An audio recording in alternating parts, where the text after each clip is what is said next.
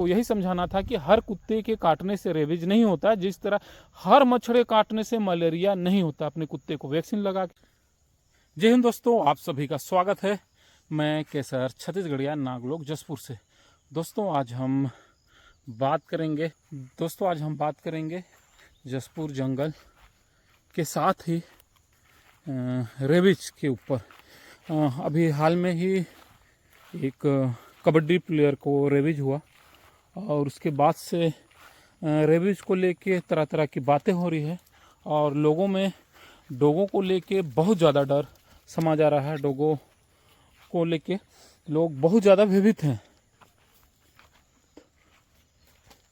तो इसमें हम आज बात करेंगे। सबसे पहले देख लीजिए ये 3 डॉग जो आप परिचित हैं। तो देखिए, मच्छर के काटने से मलेरिया होता है, तो क्या किसी भी मच्छर काटने से आप उतने ही भयभीत होते हैं कि मलेरिया हो जाएगा? बिल्कुल नहीं। प्रायः हर हमारे जैसे लोगों को हर दिन कम से कम 10-20 मच्छर काटते ही होंगे, फिर भी हम मलेरिया से ग्रसित नहीं होते। ना ही मच्छरों को देख के उतना ज़्यादा डरते हैं जितना अभी कुत्तों को देख के डर रहे हैं।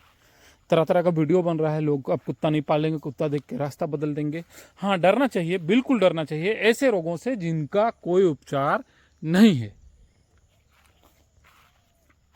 डरना चाहिए, ठीक है, लेकिन किन कुत्तों से डरना चाहिए? ऐसे कुत्ते जिनको रेबीज है। सारे कुत्ते के काटने से हमें रेबीज नहीं होगा। डाबर जेरी, सारे कुत्तों के काटने से हमें रेबीज नहीं होगा। हमें रेबीज होगा सिर्फ उन कुत्तों के काटने से जिनको ऑलरेडी रेबीज है। बस हमें उनसे बचना है। तो बचने का बहुत आसान तरीका है। ऐसे कुत्ते जिनका व्यवहार असामान्य दिख रहा है, वो रोड में लगातार दिशाहीन कहीं भी चले जा रहे हैं, दिखने में पतले दुबले कमजोर से हैं, उनका लार या झाग उनके मुंह से गिर रहा है, या निचला जबड़ा थोड़ा झूला हुआ है, ये कहीं छुप के बैठना पसंद करते हैं या लगातार चलते रहते हैं। हाँ, और इस रेबीज रोग की सबसे अच्छी बात यह है, अगर अच्छी बात इसलिए बोल रहा हूं, अगर किसी जानवर को रेबीज होता है तो वो कुछ दिन में मर जाते हैं। मान लीजिए किसी कुत्ते को रेबीज हो गया, वो खाना पीना छोड़ देंगे और कुछ दिन में मर जाएंगे। अगर ये नहीं मरते तो पता नहीं कितनों को रेबीज होता। तो ये कम से कम एक चीज़ अच्छी है, जानवरों में हो, तो आदमी के लिए नहीं बोल रहा हूँ, कि जिस कुत्ते को होता है वो कुछ दिन में ही मर जाते हैं, खाना पीना छोड़ देते हैं। तो ऐसे कुत्ते अगर हमें घूमते फिरते दिखते हैं जो असामान्य दिख रहे हैं, इसके लिए हमें कुत्तों को समझना होगा। जिस तरह में बोलता है कि सांपों के व्यवहार को समझ के हम खुद को सुरक्षित कर सकते हैं, उसी तरह हमें कुत्तों को समझना पड़ेगा कि एक सामान्य कुत्ता कैसा दिखता है, उसका व्यवहार कैसा होता है। अगर कोई कुत्ता हमें रोड में लगातार इधर उधर दौड़ते फिरते दिख रहा है, कमजोर है, लार चू रहा है, जबड़ा झूला हुआ है, या किसी गाड़ी में किसी कोने में छुप के बैठना चाहता है, ठीक है, दिशाहीन टाइप का कुत्ता, थोड़ा सा आपको असामान्य टाइप से दिखेगा, ऐसा अगर कुत्ता दिखता है तो आप दूर से ही हट जाएं। दूसरा एक पहचानने का बहुत अच्छा मैं तरीका बता दे रहा हूं।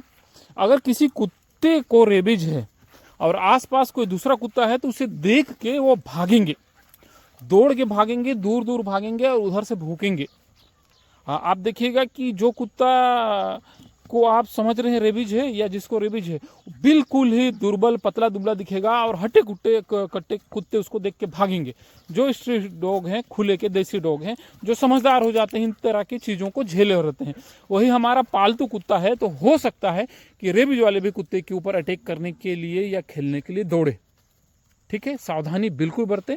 छोटे बच्चे इधर उधर अगर घूमने जाते हैं तो उन्हें भी ये चीज़ समझाएं कि अगर ऐसा कोई कुत्ता दिखता है, उनके तरफ आ रहा है, असामान्य दिख रहा है, वो आपके बताने का तरीका आपको पता होना चाहिए कि आपका बच्चा आपसे कैसे समझ पाएगा।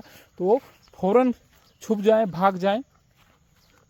और प्रयास करूँगा इसके ऊपर डिटेल, ये था बेसिक, क्योंकि लोग जो डरे हुए हैं उनके रखें। जय हिंद, जय भारत।